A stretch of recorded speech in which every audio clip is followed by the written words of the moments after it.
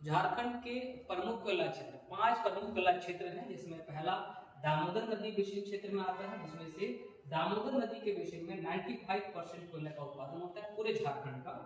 इसमें से झरिया, चंद्रपुरा, रामगढ़, कर्णपुरा में दोनों आएगा, उत्तरी और दक्षिणी कर्णपुरा और बोकारो। दूसरा देखते हैं बराकर नदी, इसमें से इटखोरी, कुंजू, चोप आएगा और गिरिडीह आता है। यहाँ पर देखेंगे आप दक्षिणी ये गजन कोयला बेसिन क्षेत्र देखेंगे, जयंती है, शाहजोरी है, कुंडित है, करैया है। ये देखेंगे उत्तरी कोयल बेसिन में डॉक्टर नगर, जिससे हम क्या बोलते हैं बेदरी नगर भी कहते हैं वर्तमान में भी, ये पुराना नाम था, गुटार, औरंगाबाद, अमानत नदी के कोयला बेसिन क्षेत्र। राजमहल क्षेत्र देखेंगे तो पंचवारा, ब्राह्मणी कोयला क्षेत्र हो जाएगा, चक्करबिट्टा है, गिलवाड़ी और हैना है। ये प्रमुख झारखंड के क्या हो गए, ये प्रमुख कोयला उत्पादक क्षेत्र हो गए। साथ में आपको यहाँ पता चलेगा आपको, अगर हम देखें तो बीच का जो हिस्सा है झारखंड का वो कहलाता है ईंधन पट्टी। कारण है कि यहाँ कोयला अधिक पाया जाता है, ये ईंधन पट्टी हुआ। ऊपर आधात्मिक हम देखते हैं अभ्र वगैरह मिलता है, आधात्मिक पट्टी बोल सकते हैं, और यहाँ पर आयरन वगैरह मिलता है तो धात्विक पट्टी। तो झारखंड को पूरा हमने बांटा धात्विक पट्टी के रूप में देखेंगे, जो दक्षिणी हिस्सा है, मध्य में ईंधन और उत्तरी में आधात्मिक पट्टी। इसके अलावा हम देखते हैं कि कोयला में अगर बात करते हैं 4 प्रकार देखेंगे एंथ्रासाइट, जिसमें से 94 से 98% तक कार्बन होता है, जो सबसे बेस्ट क्वालिटी का माना जाता है। बिटुमिनस में 78% से लेकर 86% तक कोयला का परसेंटेज है। लिग्नाइट में 28 से लेकर 30% के बीच में कार्बन पाया जाएगा। पीट में 27% से कम होगा।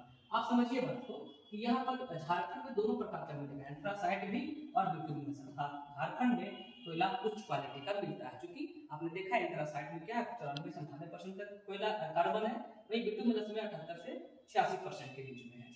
बीसीसीएल का उत्पादन धनबाद में होता है, कोयला का उत्पादन होता है, तो भारत कोकिंग कोल लिमिटेड इसका फुल फॉर्म होता है, ये भी ध्यान में रखनी है। इसके अलावा बोकारो कोलफील्ड को 2 भाग में बांटते हैं, पूर्वी बोकारो कोलफील्ड एरिया और पश्चिमी बोकारो कोलफील्ड एरिया।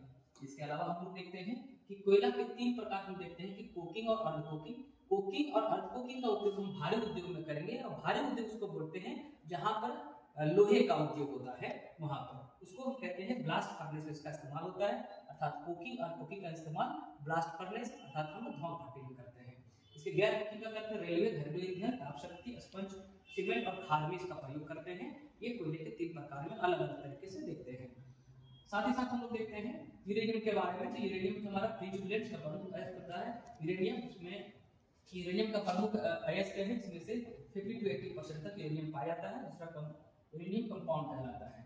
झारखंड में थोरियम 3 प्रकार देखेंगे, तो थोरियनाइट, इल्मेनाइट और लुमाइट। यहाँ पर देखेंगे कि ये धनबाद में है ना, धनबाद और रांची में पाया जाता है ना।